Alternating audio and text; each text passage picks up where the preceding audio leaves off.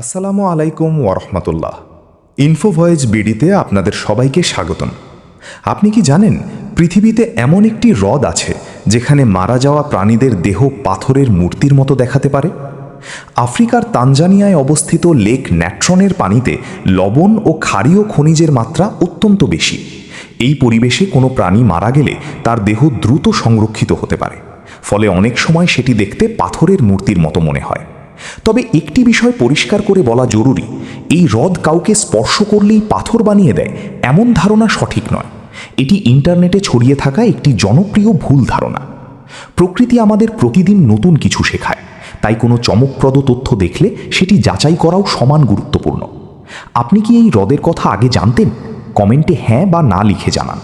আর এমন আজব কিন্তু শিক্ষণীয় তথ্য জানতে ইনফো ভয়েজ বিডিকে সাবস্ক্রাইব করতে ভুলবেন না। বিদায় বন্ধুরা, দেখা হবে পরবর্তী ভিডিও।